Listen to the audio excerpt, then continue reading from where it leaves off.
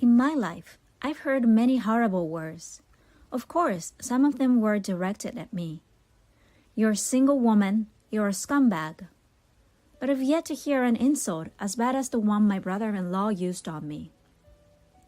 I'm not going to let my brother-in-law's slanderous remarks go unchallenged. My name is Amy Smith. I am 38 years old, single, and working. Why do I have a brother-in-law when I'm not married? That's because I'm engaged. James, my fiancé, is 6 years younger than me. We met through a mutual friend and hit it off right away.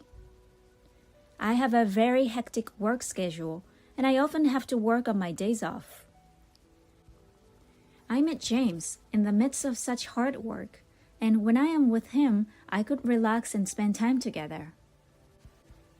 James is good at cooking and sewing, and a hard worker, all of which I am not. After we moved in together, he did housework and even cleaned my suit for me, which was extremely helpful. I am always sorry. I know you're busy too. I've reserved a table at a nice restaurant for my next day off, so let's have dinner together.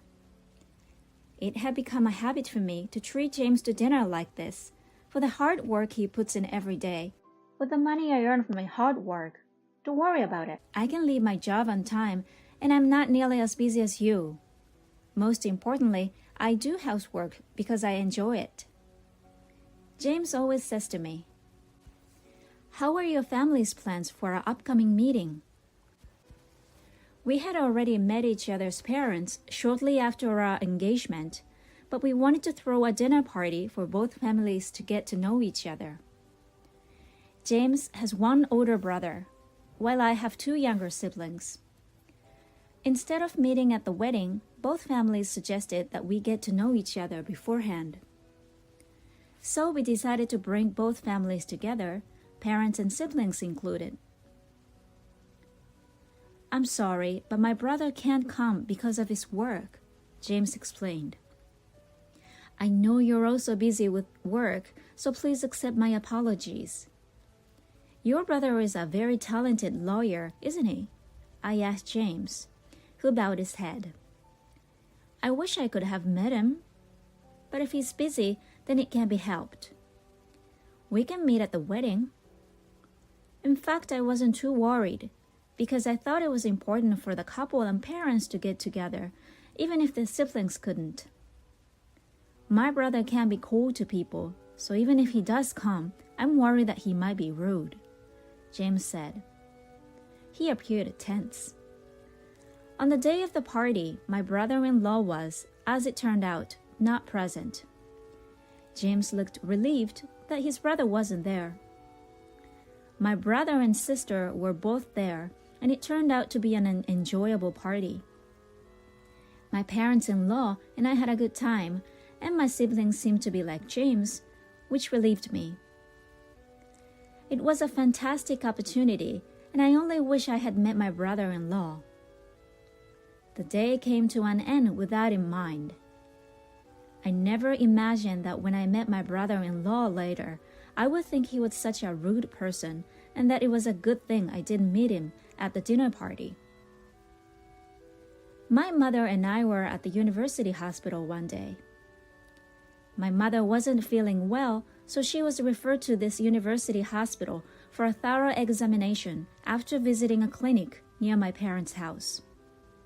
Other than palpitations and dizziness, there was nothing to worry about, but I decided to take my mother to hospital in case anything happened to her before the wedding. My mother, who is in her mid-60s, appears young, but she could be diagnosed with a serious illness at any time. She had worried me by delaying marriage until she was in her 40s, and I felt I owed her for raising my brothers and sisters so well. "Why don't I pay for you to have a thorough checkup, Mom?" I suggested. I had never felt so strongly before. This is what I have been earning money for. I want to assist in situations like this because I can't take time off from my family. Because the test could not be completed in one day, we had to go to the hospital several times.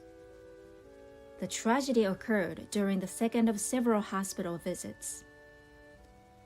The university hospital was extremely crowded that day with long lines.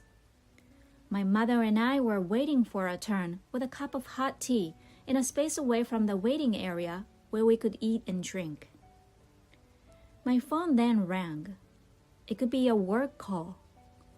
I left my tea with my mother and went to a location where I could take the call.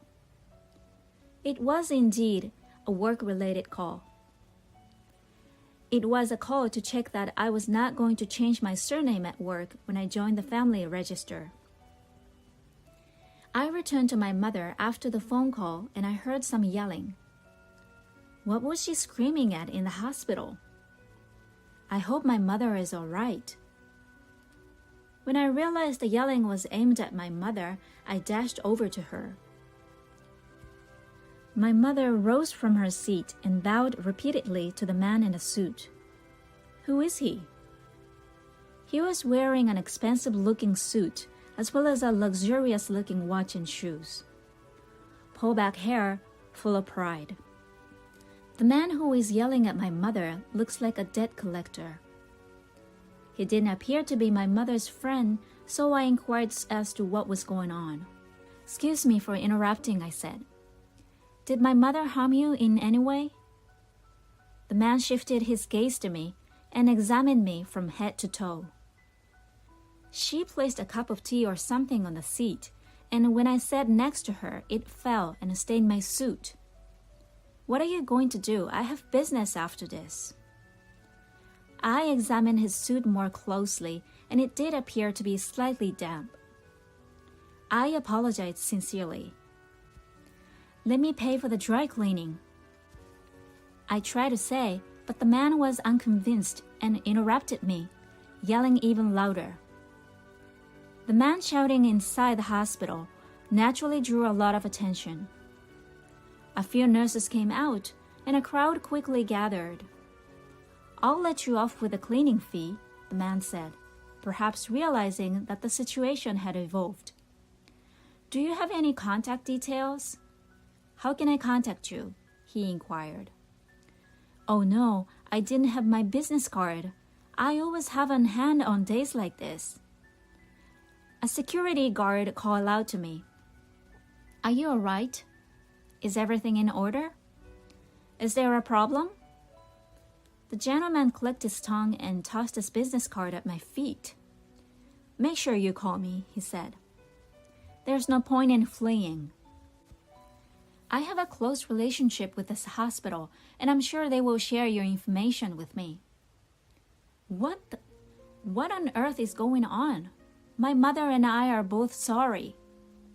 I tried to fight back, but he took one look at my hand and said, You're single at your age?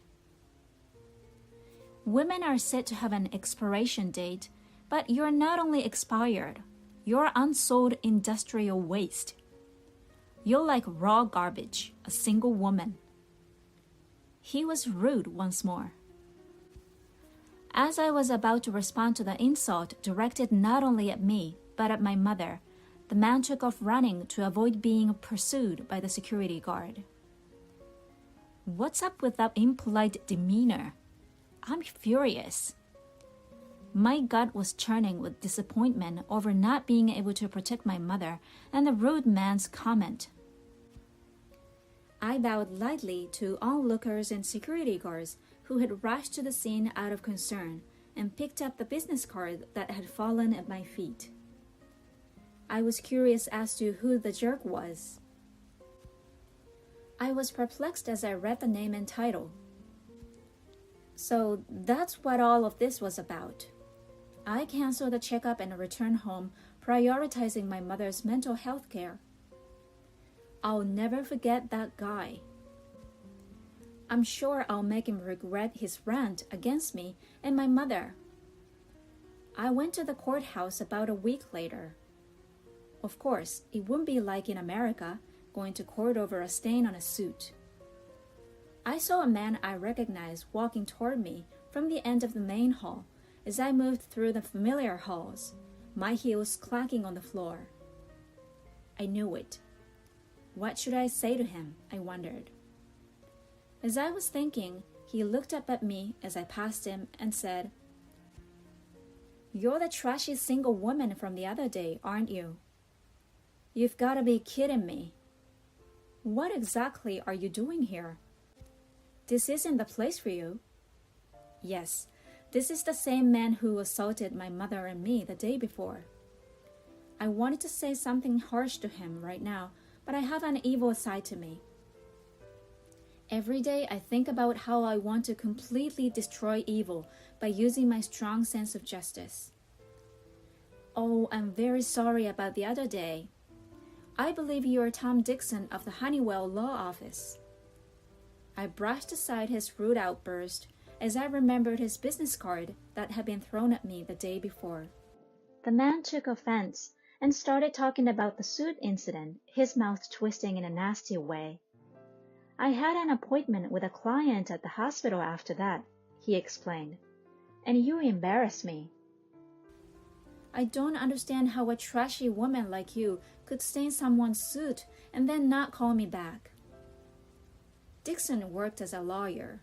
Of course, we happened to meet here today by chance. Then, because of his loud voice, I felt eyes on me from all sides. Lawyer Dixon began taunting me in a loud voice that people in the aisles could hear. I guess he wants to brag, even though I'd have to call security if this continues. There are many men like this in the legal profession. I was shaking my head, which irritated Dixon even more. "Mr. Dixon, what's with your loud voice?" said someone behind me. Someone approached me and asked, "Mr. Dixon, what's wrong?" When Dixon saw the man who owned the voice, he changed his tone and mumbled, "Oh no, this woman." As he took a business card from his card case, the man looked up at me and gasped.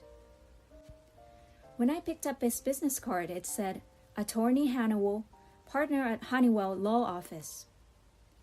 This man must be Dixon's boss and the firm's CEO. As soon as he realized who I was, he began shaking and bowing at a 90-degree angle to greet me. "Gosh, it's been a while," he exclaimed. "Dixon, my subordinate, has been extremely rude to you. Please accept my apologies." Then Attorney Dixon, who had no idea what was going on. "Mr. Honeywell, what's going on?" "What's going on, Mr. Honeywell? Are you familiar with this lady?" "This is the jerk who ruined my suit the other day and overcharged me for dry cleaning." Mr. Honeywell, who had turned blue, then grabbed Mr. Dixon by the scruff of the neck and forced him to bow. "Ouch! What exactly are you doing?" Honeywell spoke quietly to Dixon. "How dare you, Dixon?" "This woman is a prosecutor, and she's my former boss, Smith, who always wins every case she takes on." Lawyer Dixon was perplexed. He couldn't believe the single woman he'd called garbage was a prosecutor. "Yes, I am a lawyer. Since I was a child, I have been unable to overlook injustice, and I was torn between becoming a police officer and a lawyer, and I chose the latter. I became a lawyer because I wanted to bring criminals to justice, even if I couldn't catch them with my own hands. I wanted to bring the criminals to justice and judge them under the law. Now I work for the prosecution after being invited by a former colleague to advance my career. As a result, I am frequently in and out of the courtroom for work. By the way, Mr. Honeywell is afraid of me because I looked after him when he was a rookie. He's a serious man, but he's in trouble because the bond between a trainer and a rookie never fades." Attorney Dixon, who had come to a halt in shock, wanted to say something, but I wouldn't let him. "You've grown into a fine man, Mr. Honeywell," I said. "Mr. Dixon, I will pay your cleaning bill without delay. I apologize for being so busy with work. Is that okay, brother-in-law?" "Brother-in-law?" said Lawyer Dixon, his mouth agape. "No way, James's fiancé?" he said aloud as he froze. I looked up at the business card he had thrown at me the other day to see if I could figure out what was going on. This rude man was, indeed, my brother-in-law, who had missed our wedding due to work. As I watched my brother-in-law, I noticed his face turn pale.